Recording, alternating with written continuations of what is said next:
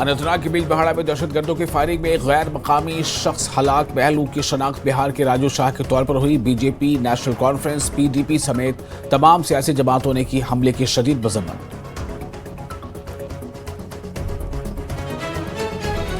Lieutenant governor Manoj Sinha ने की अनंतनाग में दहशतगर्दाना हमले की शदीद मजम्मत। बिहार के बाशिंदे राजू शाह की हलाकत पर किया अफसोस का इजहार। राजू शाह के अहले खाना से किया ताजियत का इजहार। कहा, कसूरवारों को बख्शा नहीं जाएगा। श्रीनगर के गंदबल के कश्ती हादसे में लापता अफराद की तलाश जारी। कश्मीर के डिविजनल कमिश्नर ने कहा, लापता अफराद की तलाश में तैनात की गई हैं 14 टीमें। एलजी इंतजामिया ने मुतासरा खानदानों के लिए 5 लाख रुपए मुआवजे का किया ऐलान। गुलाम नबी आजाद नहीं लड़ेंगे पार्लिमानी इंतखाबात। अनंतनाग राजौरी पार्लिमानी सीट से नहीं लड़ेंगे इलेक्शन। एडवोकेट मोहम्मद सलीम परे होंगे डीपीएपी के उम्मीदवार। न्यूज 18 जे के LHA-7 की तस्दीक।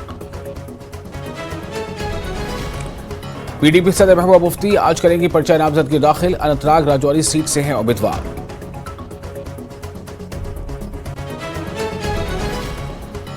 नेशनल कॉन्फ्रेंस उम्मीदवार मियां अल्ताफ भी आज कागजात नामजदगी करेंगे दाखिल। उमर अब्दुल्ला पार्टी के सीनियर लीडरान और हामी होंगे उनके साथ।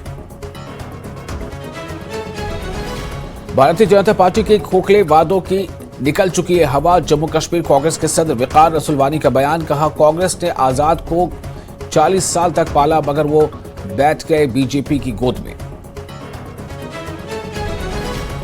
पीपल्स कॉन्फ्रेंस के चेयरमैन सजाद गनी लोन ने की उमर अब्दुल्ला पर सख्त तनकीद। कहा, एहसास बर्तरी के शिकार हैं उमर अब्दुल्ला, लोग सिखाएंगे सबक। बट्टपुरा शोपिया में एक मंशियात स्मगलर की प्रॉपर्टी अटैच। शोपिया पुलिस ने की है अटैच। एक रिहायशी मकान को किया गया अटैच।